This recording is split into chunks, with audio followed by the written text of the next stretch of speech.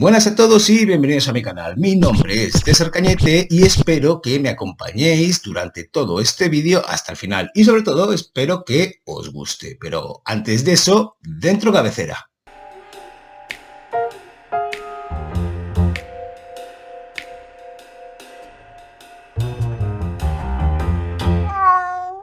Bueno, el vídeo que os he preparado hoy se trata de la cuarta entrega del Wrap-Up 1×5. Para los que no habéis visto los anteriores, os habéis incorporado hace poco al canal, lo que he querido hacer, porque no siempre puedo hablar de todos los libros que leo, es ir agrupando las lecturas en las que sí o de las que sí puedo hablar en 5 títulos y hacer un vídeo cada vez que acabo 5 títulos o cada vez que puedo o me viene bien para el canal. Así que esta es la cuarta entrega de ese tipo de Wrap-Up. Aquí no, en este canal no veréis wrap-ups de por meses o por diferentes temporadas, pues porque no me da la vida para hacer ese tipo de lecturas o de wrap-ups. Dicho esto, vamos a por esa primera lectura de este nuevo wrap-up, que no es otra que Los Galgos de Sara Gallardo. Si habéis visto alguno de los vídeos de mi canal, sabréis que no es la primera vez que nombro este título porque ya desde hace un tiempo sonaba dentro de lo que es mi ámbito de querencias de lecturas que quiero leer, porque había visto unos cuantos vídeos que lo dejaban súper bien. Y eso me llamó la atención, pues porque las personas que hablaban de este libro en concreto creo que son buenos prescriptores, me fío de su criterio y quería variar un poco mis lecturas. Luego también vi que esta autora se la consideraba una gran autora argentina y además una precursora de lo que es el realismo mágico, cosa que también creo que mencioné en algún BookTag anterior. Y bueno, eso ya fueron los ingredientes suficientes, más allá de que no sabía de qué iba la novela, para que me interesase por ella y la quisiera leer. Dicho esto, os hablaré de mi experiencia sobre esta novela, intentando no desvelar mucho de qué va, porque en realidad eso no es tanto lo que pueda interesar de la novela o a mí me pueda interesar. Para empezar, os diré que en las primeras páginas o durante toda la novela, mejor dicho, me encantó cómo escribe esta autora. Me parece magnífica su pluma y me parece que sabe lo que se hace. Su lirismo metido dentro de lo que es narrativa normal, prosa normal, le da un toque mágico, de ahí creo que sacaron que era precursora del realismo mágico a lo que nos está contando. Esta novela en concreto está narrada por su protagonista en primera persona, que nos cuenta su vida desde que recibe una herencia y decide comprar o aprovechar la parte de la herencia que es un terreno en una zona de Argentina para montar un rancho, para montar las zanjas y dedicarse al tema de las reses, a ser un vaquero sin tener ninguna experiencia. Nos habla también paralelamente de su relación con su novia, que es pintora, que está separada de su primer marido, pero que no está casada con nuestro protagonista, y cómo viven durante ese tiempo en que montan la hacienda, que montan el rancho. Toda esta primera parte me pareció maravillosa, la leí con muchísimo interés, pero poco a poco me ha sucedido una cosa con la voz omnipresente del protagonista que he acabado chocando directamente con ella y ha conseguido sacarme de la novela. No la he dejado de leer, pero sí que ha hecho que la experiencia que estaba teniendo como lector fuera mucho menor la segunda parte que la primera, llegando incluso al punto de rechazarlo. Esto me sucede mucho cuando el protagonista principal acaba cayéndome mal. Me ha sucedido con unos cuantos libros y es un problema que puedo tener yo como lector y que es muy difícil achacárselo al autor, porque básicamente no tiene por qué estar metido en la cabeza del lector y no tiene por qué, pues yo que sé, crear a sus personajes pensando que tiene que gustarle a sus lectores. En este caso ya os digo que en un principio me pareció pues un protagonista un poco aniñado, no en el sentido de que fuera un niño, porque en realidad creo que cuando empieza la novela tiene unos 30 o 25 años o una cosa así, y conforme pasa el tiempo pues va creciendo, pero es su actitud de caprichoso, de regalado, de chico de clase alta, que acaba menospreciando a todo el mundo, no solo a los que son de menor clase, porque a estos los desprecia durante toda la novela, sino también a los de su propia clase y acaba comportándose como un auténtico pues pijo, fresa en mexicano y cheto creo que es en Argentina, pero bueno, ya sabemos que desde el principio de la novela es así, solo que esa voz omnipresente todo el rato acaba acabó a mí por lo menos absorbiéndome y haciendo que acabase un poco hasta las narices de él.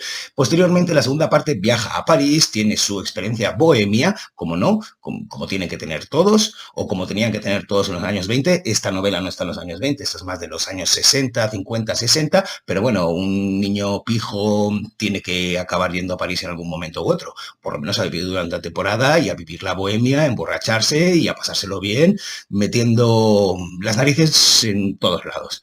Me iba a salir otra cosa, pero da igual, no lo digo. En cualquier caso, para cerrar esta pequeña digresión sobre los galgos, me gustaría leeros la cita que eligieron en la propia editorial que lo han publicado de Mariana Enríquez, una paisana de esta autora, que creo que sabe apreciar muy bien la literatura de Sara Gallardo, pero que también en esta cita se puede atisbar exactamente lo que le produjo la lectura de esta novela. Dejadme un segundo que la tengo aquí. Os leo. La novela más famosa de Sara Gallardo, una novela sobre el desconcierto de una clase. Es realmente muy buena. Yo me quedo con la frase en medio. ¿Esa es una novela del desconcierto de una clase? Pues sí, en realidad sí. Acaba siendo un niño pijo que no hay Dios que le aguante. En cualquier caso, vamos a por la siguiente lectura. La Sociedad por la Preservación de los Kaiju de John Scalzi. Bien, también he hablado de esta novela en un momento u otro, porque tenía muy buenos deseos y tenía muchas ganas de leerla. Yo no soy de esos lectores que... Bueno, me encanta la ciencia ficción y leo todo lo más variado posible, pero dentro de las diferentes cosas que te puedes encontrar en la ciencia ficción, a mí el tema de Kaijus, Evangelion o incluso Mazinger Z, que cuando era chaval, pues sí, me encantaba Mazinger Z, pero no he sido un tipo que se haya inclinado mucho por el tema de los Kaijus, esas criaturas enormes que cruzan, pues como en Pacific Rim, la grieta que hay en el Pacífico y se pelean con máquinas enormes, etcétera, etcétera. No, no soy para nada de eso, pero sí que soy mucho de Scalzi. Y Scalzi es un autor de ciencia ficción que desde hace unos años me ha acompañado en cada una de... Bueno, le he acompañado yo cada vez que ha publicado una lectura, porque me parece buenísimo, a la par que suficientemente ligero como para que no esté comiéndome mucho la olla y con un humor que ese es el toque que más me gusta de este autor, que hace que no me lo quiera perder. Dejadme daros 4 pinceladas de lo que es esta historia.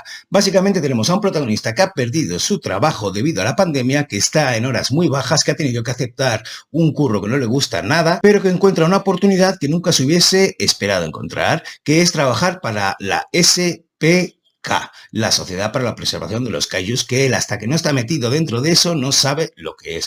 No lo sabe apenas nadie en la sociedad mundial, más que un montón de potencias o los gobiernos de esas potencias. Esta es una cosa que siempre sucede o sucede bastante en los libros de Scalzi, y es que la población mundial normalmente no sabe la verdad. Eso es un poco de conspiranoia, pero bueno, el caso es que el tipo entra a trabajar para la SP y descubre que desde los años 40-50, es decir, desde que hay energía nuclear, se ha abierto una brecha entre dos mundos paralelos que son la Tierra y la Tierra de los Kaiju. Esto me recuerda mucho a La Tierra Larga o la serie de novelas de La Tierra Larga de Terry Pratchett y Stephen Baxter, en las que se produce un fenómeno que a través de una caja con una patata pueden cruzar hacia la derecha o hacia la izquierda a diferentes tierras paralelas que varían en pequeñas cosas con la Tierra en la que vivimos nosotros. Bien, esto es más o menos lo que sucede aquí, solo que solo cruza a un mundo y en ese mundo se ha desarrollado la forma de vida de los kaijus. El ser humano no. Es un mundo con un clima propio y con una biología propia dentro de los kaiju, cosa que me encanta que haga el amigo Scalzi porque eso le da muchísima verosimilitud y acaba formando parte de la trama principal de la novela. No os voy a contar la problemática, pero ya os podéis imaginar que es tener un mundo en el que si hay bombas atómicas puede un kaiju cruzar. Pero bueno, más allá de eso, os diré también que lo que os vais a encontrar en esta novela, si decidís darle una oportunidad, es una narración en primera persona en la que el protagonista nos cuenta lo que sucede con diálogos muy ágiles y con mucho humor, porque una de las grandes virtudes, como he dicho antes, de Scalzi es que es capaz de imbuir a sus textos un montón de situaciones en las que ya sea por los diálogos o por lo que sucede en sí, consigue que te rías. También mucha acción. Y un tercer elemento que me gusta mucho, también en estas novelas de Scalzi y en las novelas en general, es que en muchas ocasiones los malos están motivados por cosas como la avaricia o como el propio capitalismo desenfrenado que hace que pisoteen cualquier tipo de valor o cualquier tipo de idea científica que haya detrás para conseguir beneficios económicos. Y eso la verdad es que me gusta que lo ponga y me gusta que se luche contra ello. Lo último que no puedo dejar de decir de esta novela, y me sabe bastante mal, es que la traducción es completamente infame.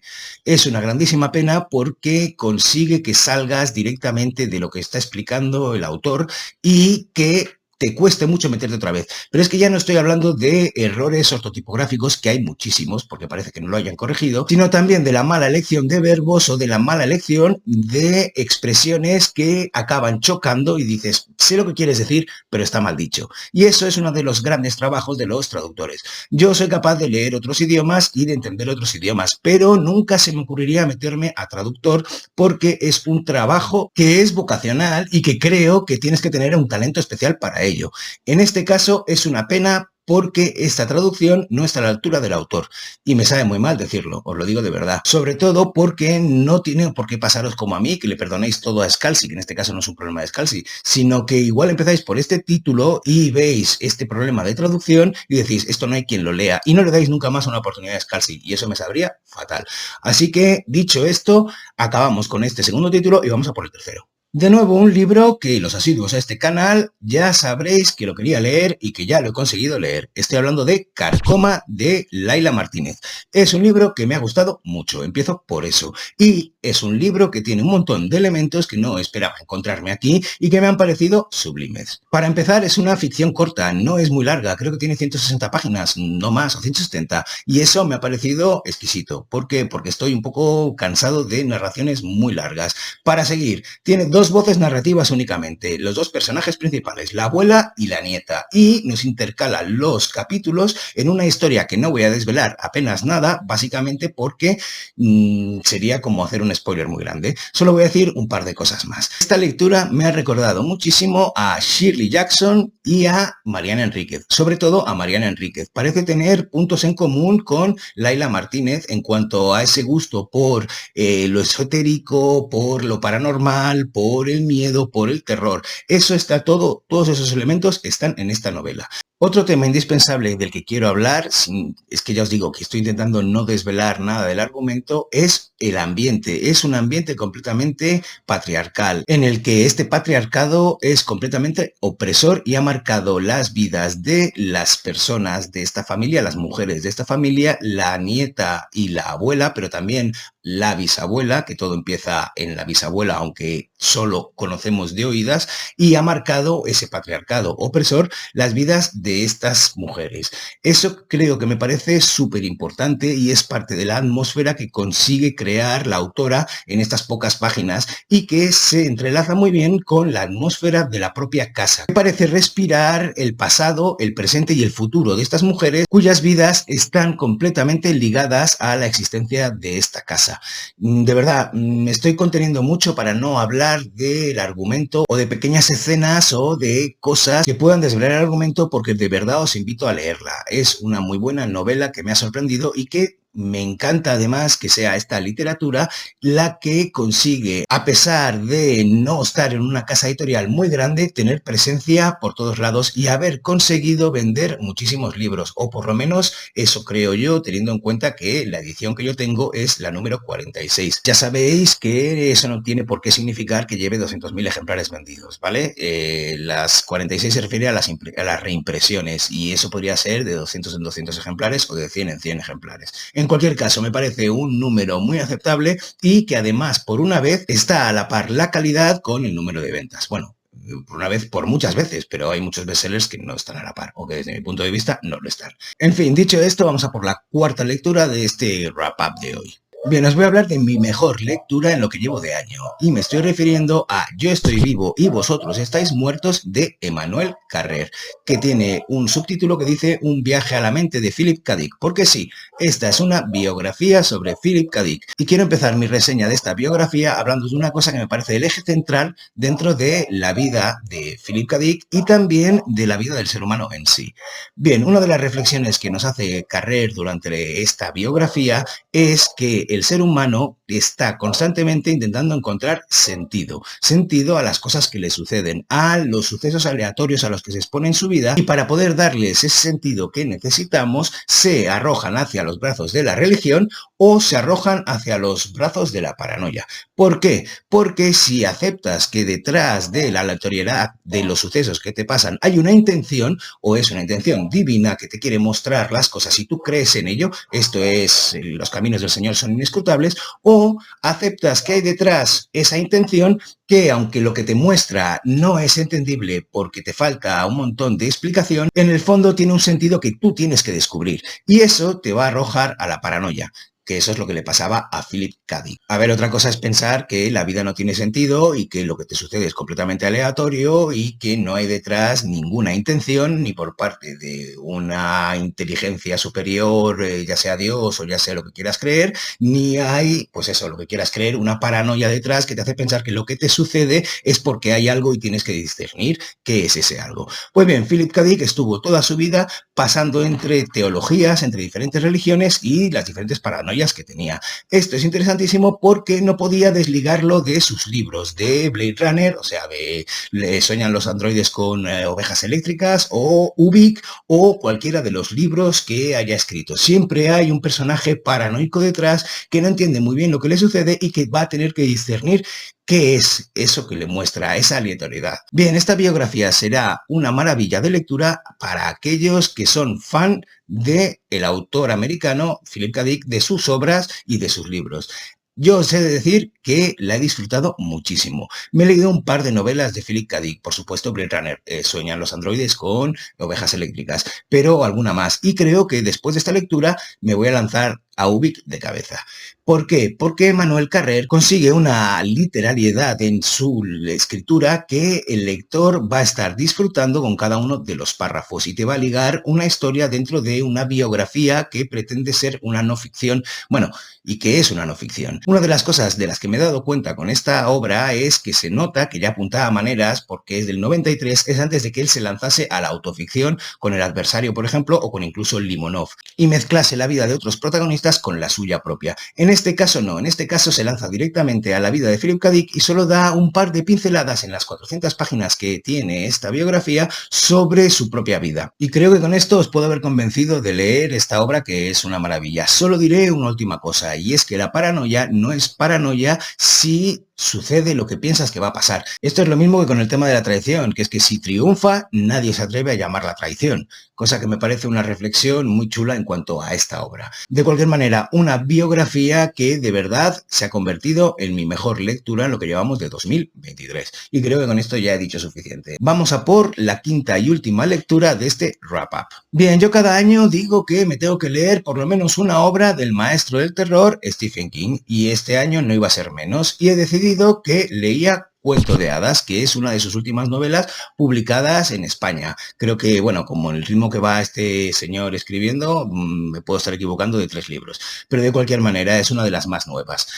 ¿Qué me ha pasado con esta novela? Bueno, Stephen King es un escritor de primera categoría, es capaz de meterte en su historia con unos personajes súper bien perfilados y es capaz de que te quedes pegado a la página durante un montón de tiempo. Ya os digo, este libro tiene creo que 850 páginas, que es un montón y yo me lo he leído en 5 días, 6 días. Así que, bueno, parte de ello es porque la primera parte de esta novela me ha parecido sublime. Es cierto que contiene un montón de los leitmotivs que contiene la literatura de Stephen King.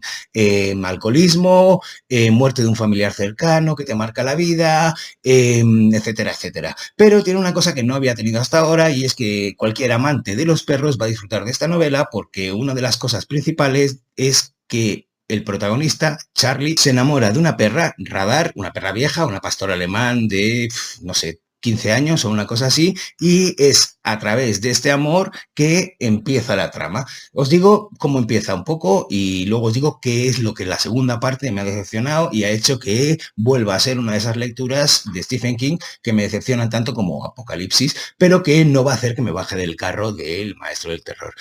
¿Qué pasa en esta novela? Bueno, tenemos a el protagonista, Charlie, que pierde a su madre en un accidente inútil en un puente y que eso aboca a su padre al alcoholismo. Él, tiempo después de esto, cuando su padre ya ha superado, gracias a Alcohólicos Anónimos, este alcoholismo, se encuentra en una situación en la que un vecino suyo, un viejo de unos montón de años, sufre un accidente mientras estaba limpiando el canalón del tejado de su casa y se rompe la pierna de una muy mala manera. Es gracias a los ladridos de esta perra de radar que Charlie lo oye y lo rescata. Y parece que de una manera altruista se ofrecerá a él a ayudar a este viejo que no tiene a nadie. Primero a cuidar a radar y más adelante a descubrir el mundo en el que este misántropo, porque vive como un misántropo, ha estado viviendo, que es un mundo paralelo, un lugar de cuento de hadas que ha sufrido un auténtico apocalipsis y que gracias a Charlie pues tendrá la oportunidad de redimirse. No os voy a contar nada de ese mundo de cuento de hadas porque sería desvelar demasiado,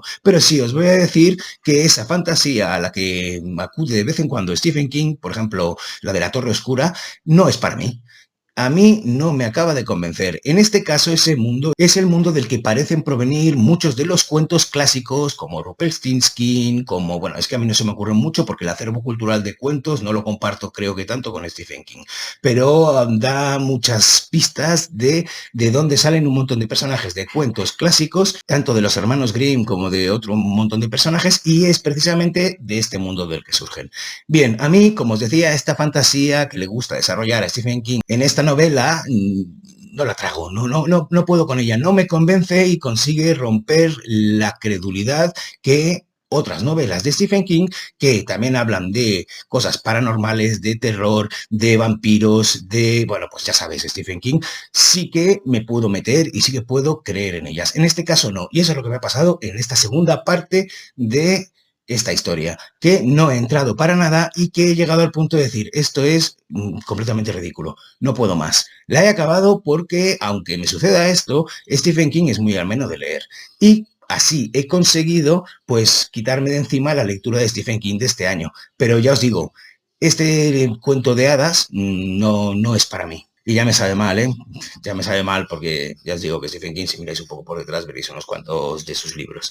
Aún así, os deseo que si la leéis, la disfrutéis. Que si sois lectores de toda la saga de la Torre Oscura y os ha gustado y sois fan incondicional de ese tipo de fantasía que desarrolla Stephen King, aquí la vais a disfrutar. No es mi caso. Yo ya os digo, me leí El Pistolero y no seguí más adelante porque dije, esto no es para mí. Me sucede también un poco con cuando se pone con novela negra. Me leí Mr. Mercedes y no continué. No continué porque me pareció que tampoco era para mí. Ahí lo voy a dejar. En fin, con esto cerramos esta cuarta entrega del Wrap Up 1x5. Espero que os haya gustado y bueno, os digo lo de siempre, que ya sabéis que ante el vicio de pedir está la virtud de no dar, pero que yo os voy a pedir porque tengo mucho vicio, que le deis al like, que me pongáis en los comentarios que os dé la gana, que le deis a la campanilla para saber cuándo publico más contenido de este estilo y claro, si no estáis suscritos, que os suscribáis. Añadiré como última cosa que voy a dejar los links a mis propias obras ahí abajo por si os pica la curiosidad y os apetece echarle un vistazo. Yo estaré encantado. Así que nada, solo me queda desearos un felicísimo día y mandaros un besazo enorme. ¡Mua!